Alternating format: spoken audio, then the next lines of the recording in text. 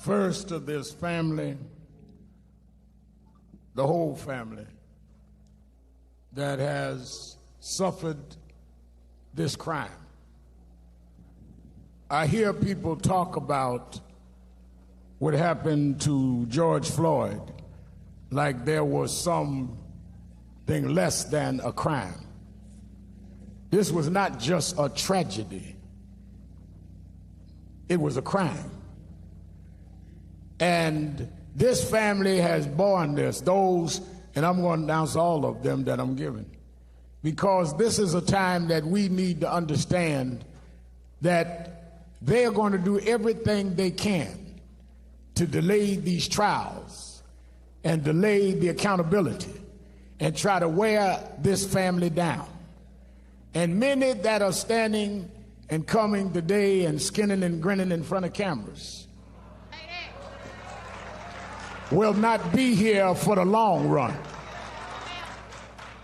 We must commit to this family, all of this family, all 5 of his children, grandchildren and all, that until these people paid for what they did, that we're going to be there with them, because lives like George will not matter until somebody pays the cost for taking their lives.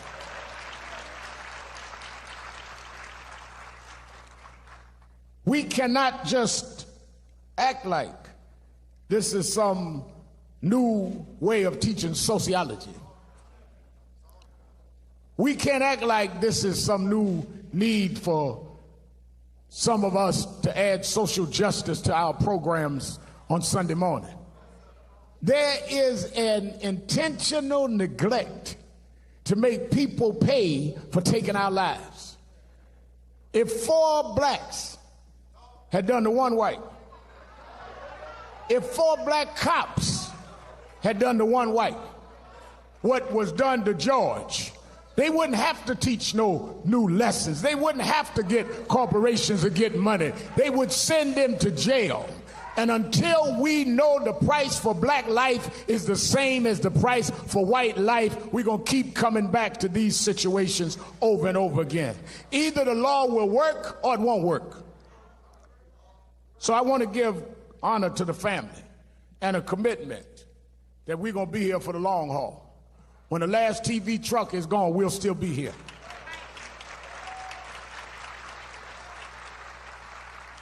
I've gotten to know some of the family over the last few days. I've seen them cry in private. I've seen them talk. I told them I grew up in a black family. I know we always don't get along. I got some cousins watching me now that better never call me. That's what families are. But I've also seen them in light moments. I'll never forget last week when the family part that was there talked with former President Obama on the phone and said, we're not asking you to come because it'll take all the Secret Service stuff and all that, but we just want to thank you and your wife for calling and calling our name of our brother, our uncle, during the speeches you've been making. And the president made the mistake of asking, well, what is it y'all want me to do? Just tell me where I could be helpful. And Philonis said, well, 2 things. We want justice. And we here in Minneapolis, can you send me some food down here? Because they only had the finger food. Everything was closed up in Minneapolis. He said, I ain't on Reverend Al's diet. I want some food. So we had some light moments. I want to also say, give honor to Reverend Dr. Remus Wright and Reverend Mia Wright.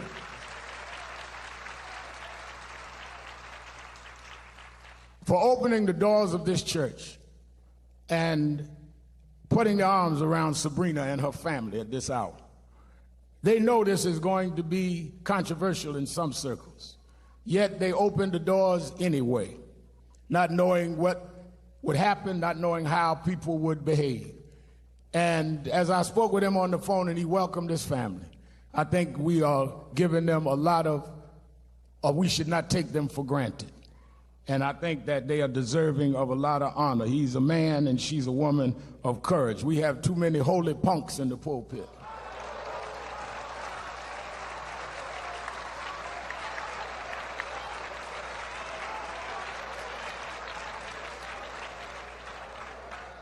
Y'all do know I'm Al Sharpton. I'm going to say what I got to say.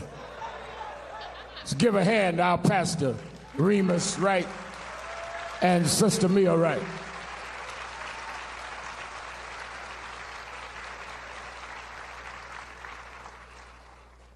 I also want to, and I'm going to get into my eulogy so we can stay on time, but I must recognize Attorney Ben Crump.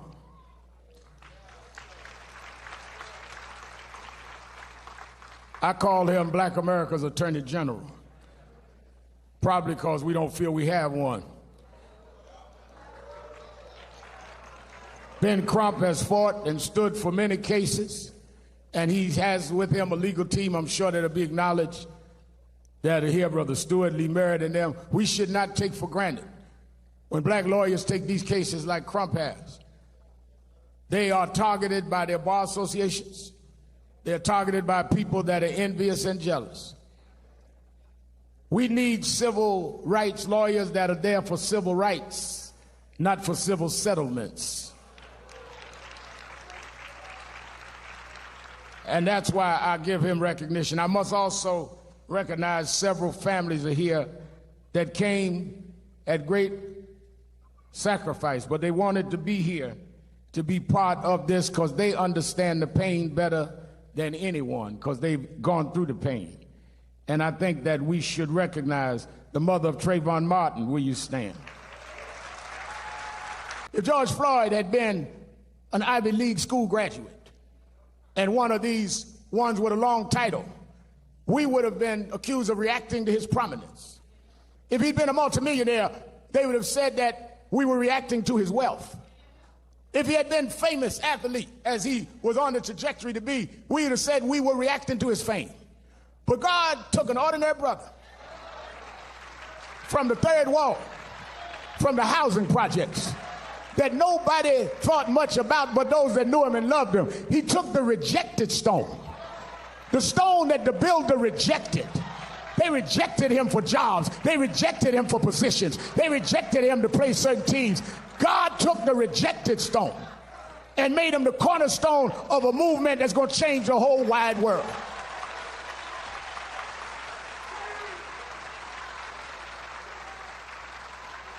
I'm glad he wasn't one of these polished bourgeois brothers, because we'd have still thought we was of no value. But George was just George. And now you have to understand, if you father any one of us, it's a value to all of us.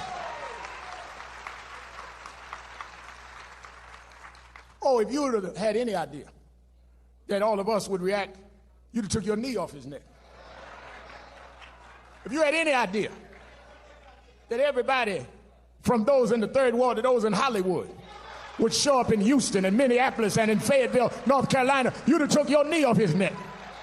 If you had any idea that preachers, white and black, was going to line up in a pandemic, when we told to stay inside and we come out and march in the streets at the risk of our health, you'd have took your knee off his neck, because you thought his neck didn't mean nothing. But God made his neck to connect his head to his body, and you have no right to put your knee on that neck.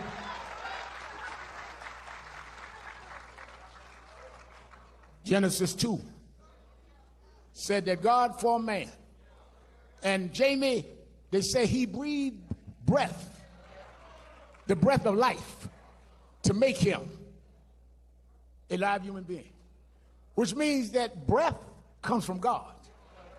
Breath is how God gives you life. Breath is not some coincidental kind of thing that happens. Breath is a divine decision that God made. Some babies are born stillborn. God decides to blow breath in them. Breath is sanctified. Breath is sacred. You don't have the right to take God's breath out of anybody. You can't put breath in their body. But you don't look at it that way because of your wickedness. Principalities, darkness. You're sitting out trying to figure out how you're going to stop the protest rather than how you're going to stop the brutality. You're calling your cabinet in trying to figure out how it's going to affect your vote rather than how it's going to affect our lives. You're scheming on how you can spin the story rather than you can achieve justice, wickedness in high places. You take rubber bullets and tear gas to clear out peaceful protesters, and then take a Bible and walk in front of a church and use a church as a prop. Wickedness in high places. You ain't been walking across that street when the church didn't have the boards up. You wasn't holding up no Bible when Aubrey was killed in Brunswick, when Taylor was killed in Louisville. Wickedness in high places. But God got some people that'll stand up.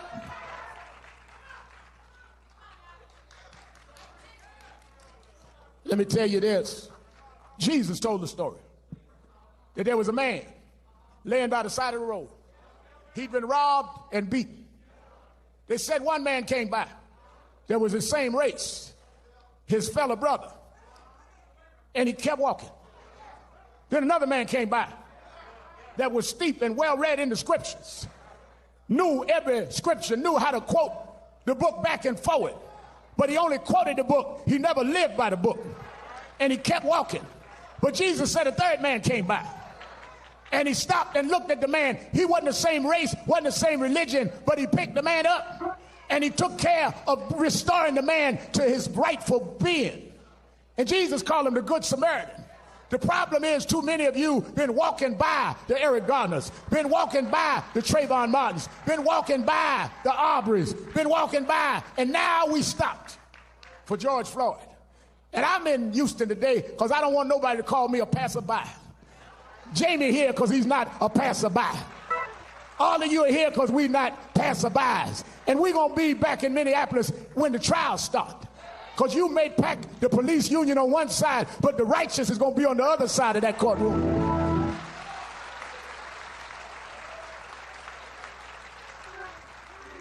It's time that we reclaim the righteous in this country. Well, Reverend, we don't know if we got the money, we got the political power. Well, we got the vote. And we got something that we had before we had the vote. We had God on our side. That's why when they was even in slavery, they used to have church out in the slave quarters because they understood that if they called on God, that God would answer prayer. And the same God that brought us from chattel slavery is still on the throne. The same God that brought us from the back of the bus is still on the throne. The same God that brought us from Jim Crow is still on the throne. And if we're right, he'll fight our battle, and we'll put George's name in history where they say that's the one that they shouldn't have touched. That's the neck they shouldn't have been down on. Because if my people called by my name would humble themselves and pray and seek my face and turn from your wicked ways, then you will hear from heaven. I will heal the land.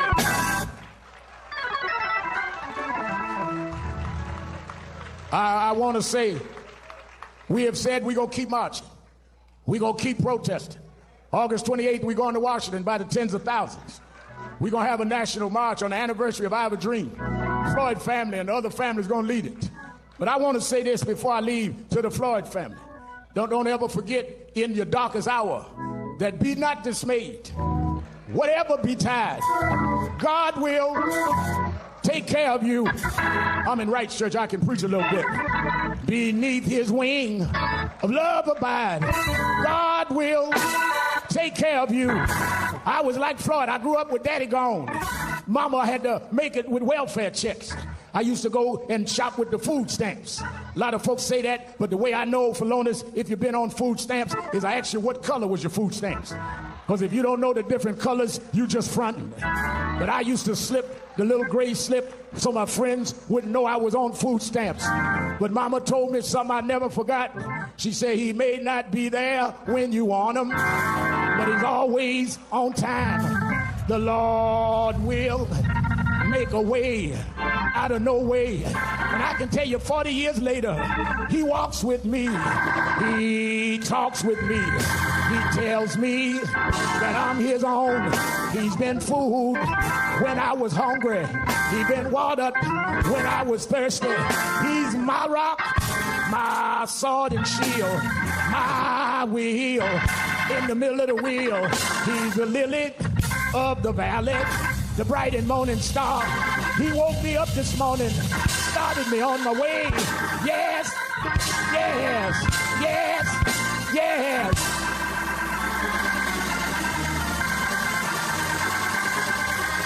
Let me say this. We got to go to the cemetery. Let me say this.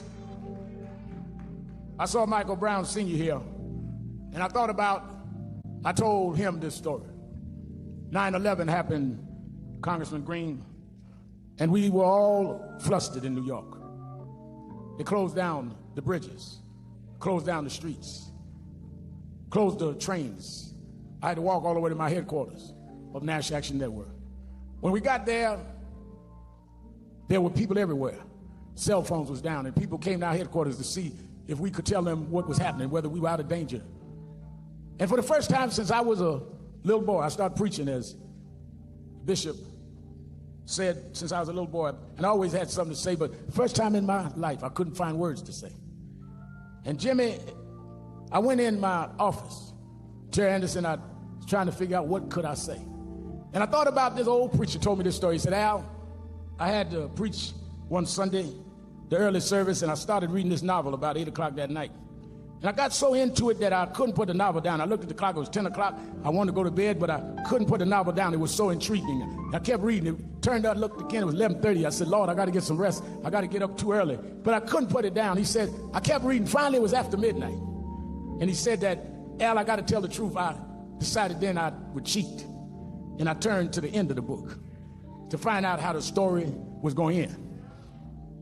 I want you to know on 9/11, 2001, I want the family to know, like I told Michael Brown's family, that afternoon I cheated. I sat in my office and I took my Bible out. And I turned to the end of the book. And I know how this story is going to end. The first will be last. The last will be first. The lion and the lamb is going to lay down together, and God will take care of his children. We got some difficult days ahead, but I know how the story is going to end. There's going to be justice for George Floyd. There's going to be justice for Eric Garner. This story won't end like this. God will never leave us nor forsake us. I've been to the end of the book. Let's fight on. Let's stand together. Let us not leave this family now that the ceremony is over. This is the beginning of the fight. This is not the end of the fight. George, I read on the front page of the New York Times this morning. You said you wanted to touch the world. Well, God had already made you for that. But you didn't touch it in a basketball court or football court. God had something else for you to do. Because all over the world, George, they're marching with your name. You've touched the world.